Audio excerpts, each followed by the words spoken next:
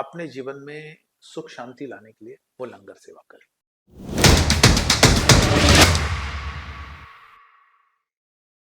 So hello and welcome to one more exciting episode of the Rahul Dongre show. दोस्तों, आज का episode बहुत शानदार होने वाला है क्योंकि आज हम बात करेंगे सेवा की। लोगों को सेवा देना, लोगों की मदद करना, ये सबसे बड़ा धर्म होता है। सेवा सबसे बड़ा कर्म होता है और सभी रिलीजन की अगर हम बात करते हैं तो सभी में इसका सबसे ज्यादा महत्व होता है। इसके ऊपर बात करने के लिए हमारे साथ में है Jamshed Singh Kapoor sir. Welcome to the show sir.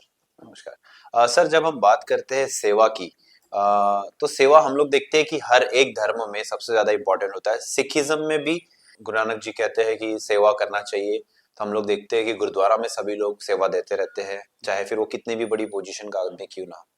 तो सेवा को लेके आपका क्या कहना होता है? बेसिकली सेवा देने से क्या आपको लगता है, आपको क्या मिलता है? देखिए, सभी धर्मों में मन की शांति के लिए अलग अलग उपाय बताए गए हैं। हम्म। कहीं ध्यान का बताया गया है, कहीं पाठ पूजा का, कर्म कांड का बताया गया है। हम्म। और उसमें अलग अलग उसकी पद्धतियां हैं।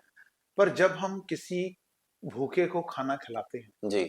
तो चाहे हमारा ध्यान कॉन्सेंट्रेट हो नहीं हो, हमारे जीवन में हम तुरंत शांति का अनुभव महसूस करते जी। हैं। और जी। ये सबसे बड़ी सेवा है, भूखे को खाना खिलाना। करेक्ट। सभी धर्मों में भूखे को खाना खिलाने पर कहा गया है। मोहम्मद पैगंबर साहब ने बोला है कि अपना दुश्मन अगर भूखा है तो उसको खाना खिलाओ। वाह। ईसाई धर्म में भी पड़ोसी का ख्याल रखो, पड़ोसी को खाना खिलाओ, ये बोला गया। सभी धर्मों में अन्नदान श्रेष्ठ दान, ये भी बोला जाता है। हिंदू धर्म का एक पार्ट है। जी। तो इस तरीके से सेवा जो है, ये सेवा से आत्मिक शांति मिलती है, जो आज की तारीख में बहुत ज्यादा जरूरी है। बहुत ज्यादा जरूरी है। सभी लोगों के पास में अलग अलग प्रकार के गैजेट्स है, एसी है, सब कुछ होने के बाद में वो शांति की तलाश में भटकते रहते हैं। जी। तो वो शांति हमको सेवा से मिलती है, लंगर बराबर। सेवा से। बहुत बढ़िया सर। सर, जब हम बात करते हैं लंगर सेवा की तो हम देखते हैं कि अगर हम लोग अमृतसर के टेम्पल की बात करें, गुरु नानक की बात करें, या हर जगह होती लंगर हमेशा से कंपल्सन चलते रहा है। आप भी लंगर सेवा देते हैं, अपने अपने जीवन का ये मकसद बनाया लोगों को खाना खिलाना। तो ये मकसद शुरू होने के पहले कपूर साहब कौन हुआ करते थे? देखिए, मैं क्लास 2 में था हम्म। और उस समय मैं मेडिकल में भर्ती हुआ था, हम्म। क्लास 2 में। और उसके पहले मैंने नवभारत में एक कहानी भेजी थी छपने के लिए। और जब मैं मेडिकल में भर्ती था और उस दौरान मेरी कहानी छपी थी संडे को, जो बच्चों का ये वो कहानी में एक आलसी जमनादास करके एक संदेश था।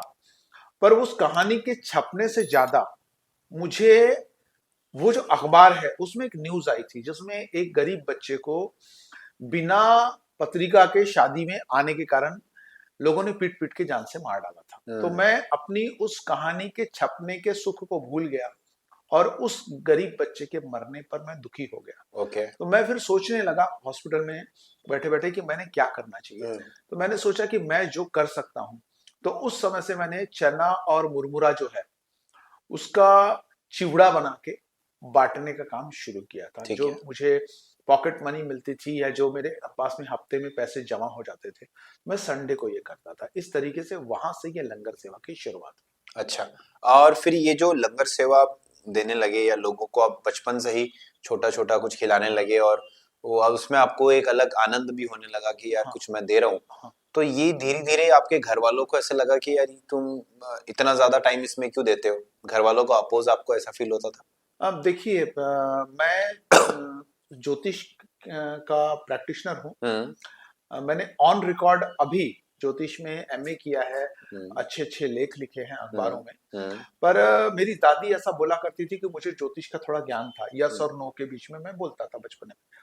तो कुछ लोग मुझे पैसे देते थे। ठीक है। हाँ। और दूसरी कक्षा में रहते हुए मैंने डबल प्रमोशन किया था, यानी दूसरी और तीसरी की एग्जाम मैंने एक साथ दी थी। तो ये घर वालों को कोई ऑब्जेक्शन नहीं था कि मैं पढ़ाई में कमजोर हूं करके, क्योंकि मैं सुबेरे 7 बजे स्कूल जाता था, 11:45 बजे तक दूसरी की पढ़ाई करता था और फिर 12 बजे के बाद में तीसरी की पढ़ाई होती थी, यानी मैं शाम को 5:30 बजे स्कूल से आता था। ओके। तो संडे के दिन मैं ये लंगर सेवा उस समय करता था, जो मेरे पास में पैसे जमा हो जाते थे, बच्चे जो दिए हुए बोलो, या किसी ने ज्योतिषी वाले में पूछा है, या घर के लोगों ने दिए हुए, तो मैं उसको संडे को करता था। ओके ओके, तो उन्हीं पैसों से आप हाँ, ये जो भी आप लोगों को थे डोनेट कर देते थे और वो सेवा करते थे। मैं मुरमुरा लाता था, चना लाता था, और घर की नमक मिर्ची तेल मिला के उसको मैं कागज में बांट के देता था। अच्छा। हाँ जी। Okay okay. सर, ये जब आप कर रहे थे इस जर्नी के दौरान, एजुकेशन पॉइंट ऑफ व्यू से आपने क्या क्या किया फिर बेसिकली? देखिए, एजुकेशन पॉइंट ऑफ व्यू से मैंने अपना एजुकेशन पूरा किया। हम्म मैंने ट्रिपल एमए किया हम्म है, सोशल साइंस में, लिटरेचर में और ज्योतिष में। वाह। और उसके अलावा मैंने पैरालीगल प्रैक्टिस का भी ये किया, कोर्स ओके किया है, ओके। जिसमें मैं लोगों को बता सकूं कि उनके राइट्स क्या है और बाकी सब क्या है। तो राइट फॉर फूड जो है, राइट, उसके बारे में जानकारी लोगों को मैं देने के हिसाब से वो भी लीगल प्रैक्टिस भी किया ओके। मैंने।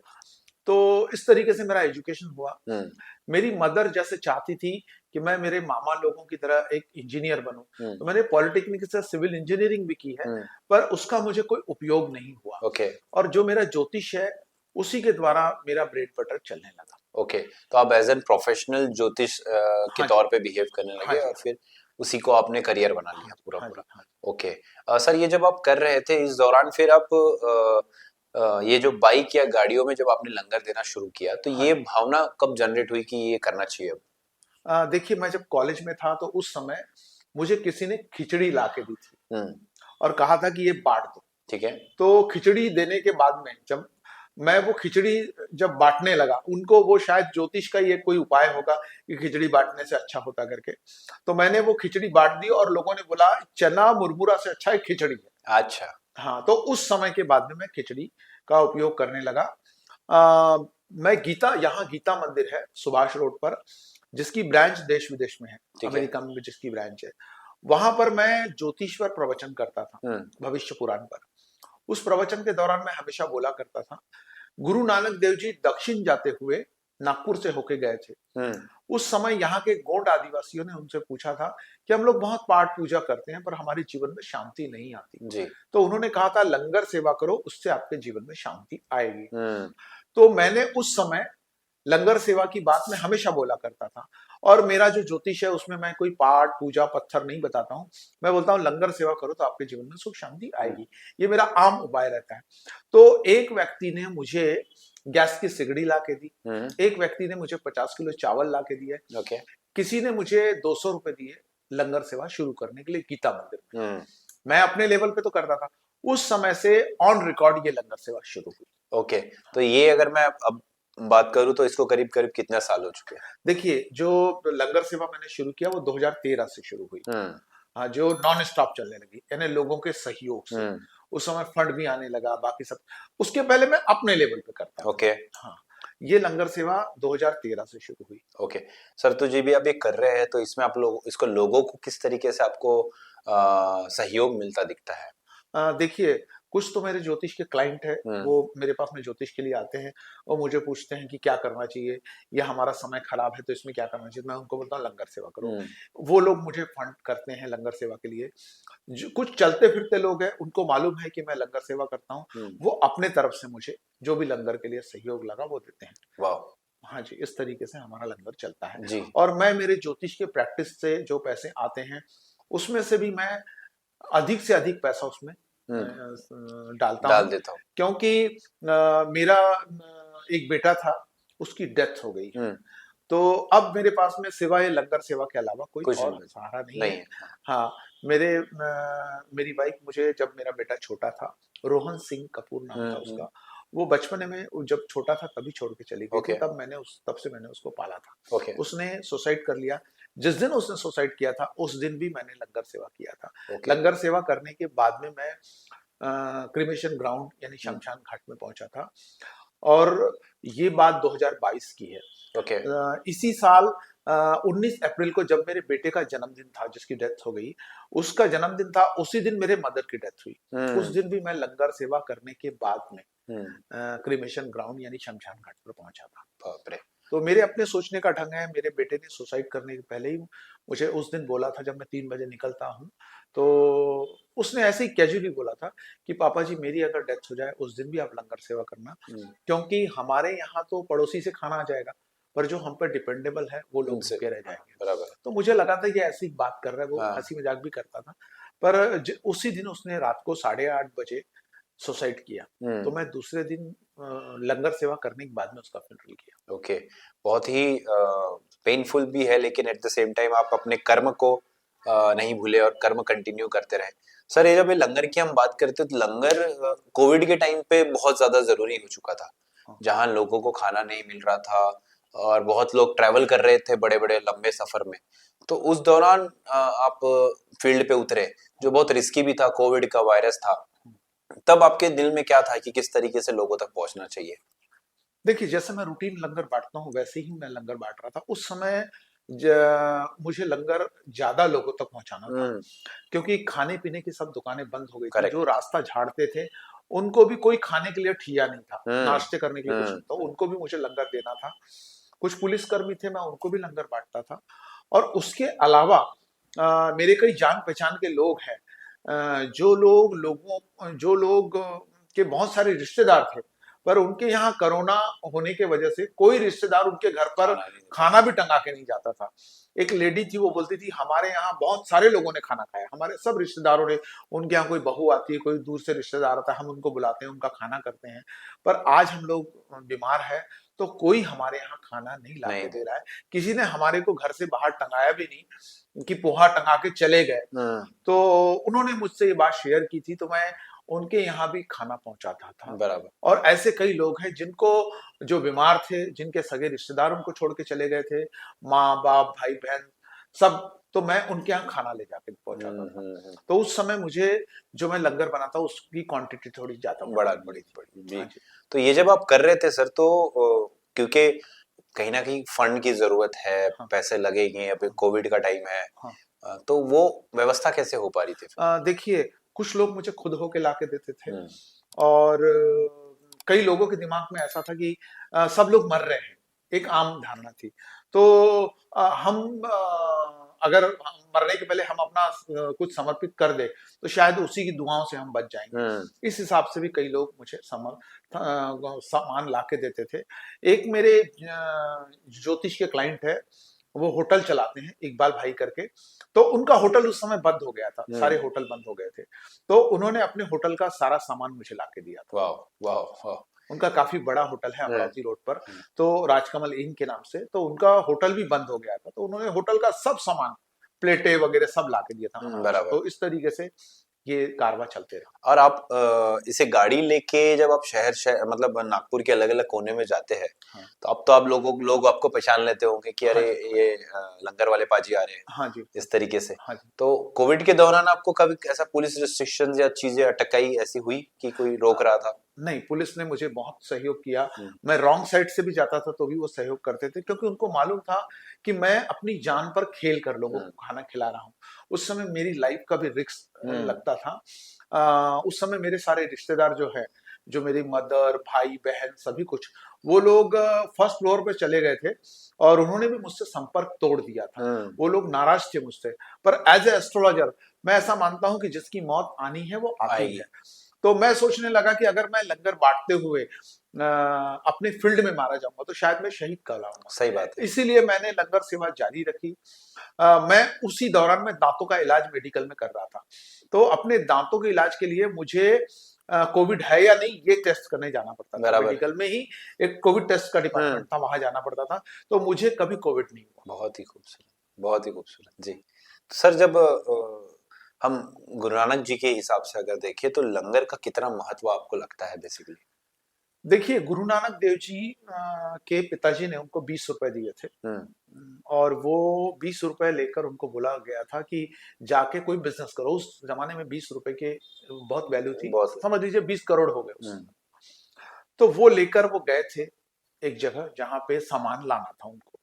जब वो सामान ले परचेस कर रहे थे, अपने जो घोड़ा गाड़ी है उस पर सामान रखवा रहे थे, तो उसी दौरान जो दलित शोषित पीड़ित जो लोग हैं, जो बहुत ज्यादा किनारे पर गए हुए थे, वो लोग कहीं मांगने के लिए वहां आए थे दुकान में। तो दुकान के नौकर ने उनको लकड़ी से डंडा लेके उनको मारने उनके पीछे में दौड़ा था।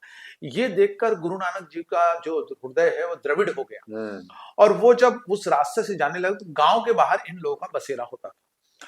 तो उन्होंने सबसे पहले वो 20 रुपए का सारा अनाज लेकर उन लोगों को खाना खिलाया, और वो पहला लंगर था। अच्छा। सिख धर्म में ये बोला जाता है कि गुरु नानक देव जी ने जो 20 रुपए से जो लंगर शुरू किया था वो आज तक शुरू है।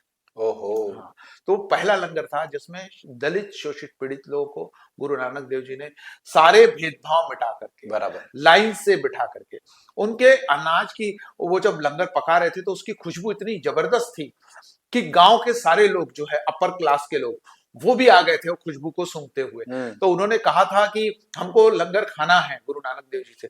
तो गुरु नानक देव जी ने बोला था कि आपको इनके साथ में लाइन से बैठना पड़ेगा, इनकी करेक्ट। बराबरी में। हाँ, तो वो सब लोग पहले हिचकिचाए और बाद में सब लोग बैठ बैठ गए। गए। और इस तरीके से गुरु नानक देव जी ने उस समय भेदभाव मिटाया मिटाया था था जी। और सबको साथ में बिठाया था और लंगर खिलाया। बहुत ही खूबसूरत ये कहानी है, और ये बताता है कि किस तरीके से हमारे संत महापुरुष हमेशा से इक्वलिटी की बात करते हैं, हमेशा से सबको साथ लेके चलते हैं। सर, जब आप लंगर देते हैं तो कोई ऐसे कुछ तो ऐसे होंगे जो हमेशा आपसे मतलब रोज ही लेते होंगे और वो डिपेंड हो गए होंगे आप पे इस तरीके से, ऐसे कुछ लोग आपको लगते हैं रोज मिल? हाँ, देखिए कुछ लोग जो अपाहिज लोग हैं, जिनको उनके परिवार वालों ने छोड़ दिया है, गलत एड्रेस लिखा के बाहर गांव से आते हैं, पंचशील टॉकीज के पास में बोलते हैं मैं बस डॉक्टर से बात करके आ रहा हूँ, छोड़ के चले जाते हैं। ऐसे अलग अलग जगह पर माँ बाप भाई बहन सब लोग छोड़ के जाते हैं, बच्चियां छोड़ के जाती, लड़कियां छोड़ के चली जाती है अपने माँ बाप को। बाप रे।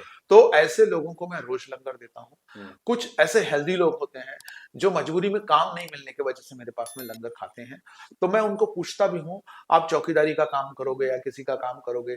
तो मेरे जान पहचान की कुछ एजेंसियां हैं जो मुझे से संपर्क में है। तो मैं उनको, वो जो हेल्दी आदमी है उनको गार्ड के लिए, गार्ड की सर्विस के पॉइंट ऑफ व्यू से उनकी रोजी रोजगार चालू कर देते, उनके तरफ फॉरवर्ड कर दूं। बहुत ही सुंदर सर, मतलब एक साथ आप दो दो तीन तीन काम हो जाते हैं और लोगों का भला हो, ये हाँ। सबसे इम्पोर्टेंट इसमें कहावत हो जाती है। सर, ये जब आप कर रहे थे तो इसमें आपको किस तरीके से कुछ रिकॉग्नाइजेशंस भी मिलने लगे इसके बाद में, या लोगों से अवार्ड्स या इस तरीके से कुछ चीजें होने लगी, आपकी न्यूज़ें आने लगी कई बार? हाँ, उसमें ऐसा है कि मैं जब कोविड के दौरान में लंगर बांट रहा था तो एक संजय अरोरा, डॉक्टर संजय अरोरा नाम के एक सज्जन है, उन्होंने मुझे लंगर बांटते हुए देखा था और मेरी फोटो निकाली थी और उस फोटो को उन्होंने शेयर किया था और उसके बाद में मुझे लोग जानने लगे थे। और जब मैं लंगर बांटता था उसके पहले भी तो कुछ लोगों ने मुझे कवरेज दिया था और सम्मान दिया था और संजय अरोरा जी की फोटो को पूरे वर्ल्ड वाइड 15 लाख लोगों ने लाइक किया था। वाह। हाँ, और उसके बाद में फिर मुझे मान्यता मिली। हाँ, क्योंकि हमने भी आपकी कई सारी कटिंग्स और चीजें देखी थी, उसके बाद हमें लगा कि यार आपकी कहानी को लोगों तक लाना जरूरी है और इस वजह से हमने आपको यहाँ बुलाया।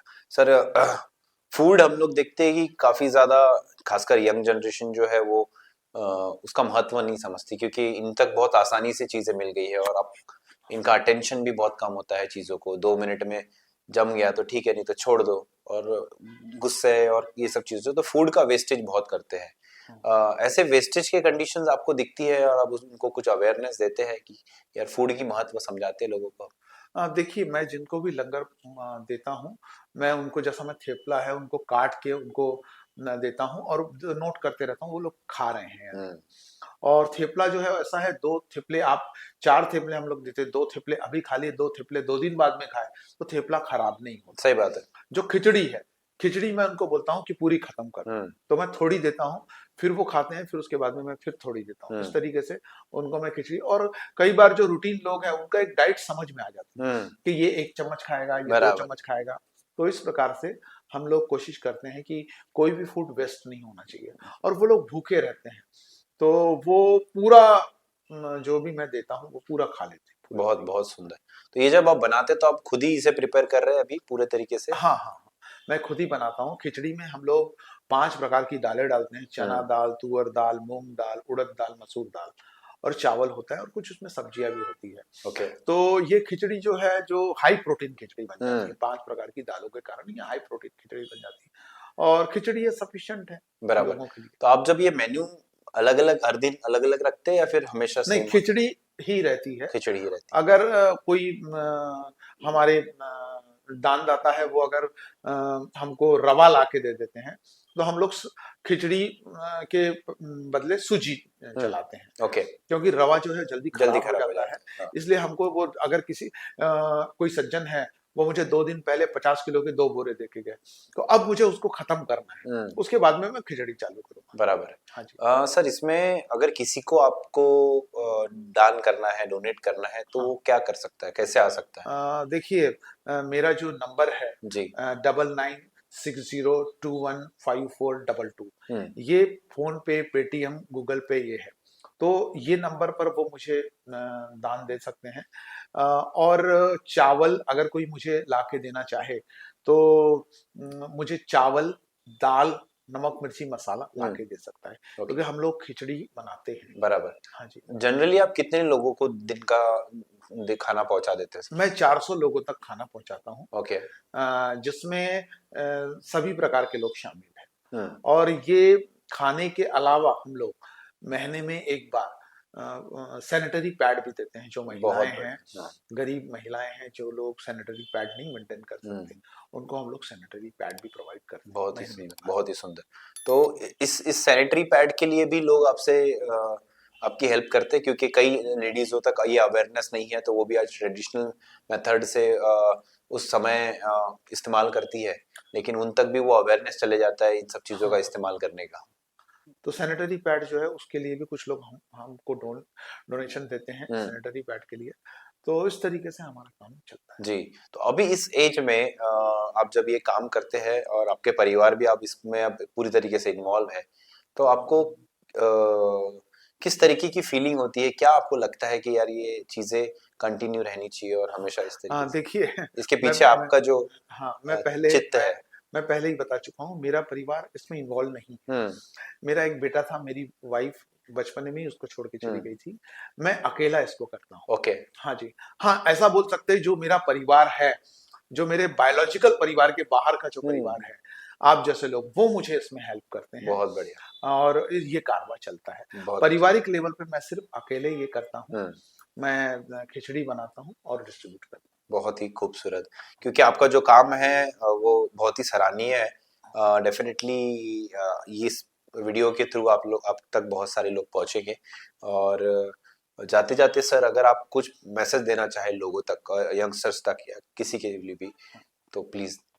हूँ। देखिए, मैं ये जो लंगर सेवा चल रही है, इसको मैं आगे भविष्य में 24 घंटे सातों दिन की करना हम्म, चाहता हूँ। हम्म, मैं गुरुद्वारा लंगर साहब नाम का एक गुरुद्वारा बनाना चाहता हूँ, हम्म, जहाँ 24 घंटे सातों दिन ये लंगर सेवा बहुत खूब। चलेगी। हम्म, और भविष्य में ये नॉन स्टॉप जारी रहेगा, हम्म, कोई ना कोई।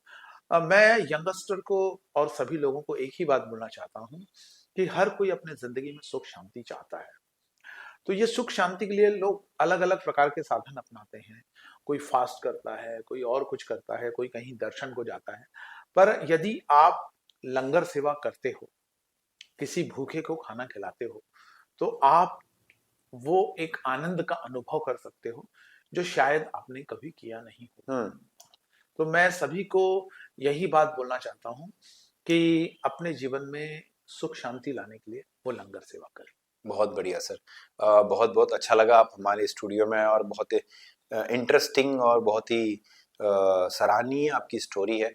आपकी स्टोरी लोगों तक पहुंचेगी, और इस तरीके से ही आप अपना लंगर सेवा बढ़ाए रखें, इसे चलाते रहे। आपके जो सपने हैं 24 घंटे लोगों तक लंगर पहुंचे, ये भी जल्दी हम नागपुर में होता देख पाएंगे। आपने हमें समय दिया, उसके लिए बहुत बहुत धन्यवाद sir. Thank you. Thank you.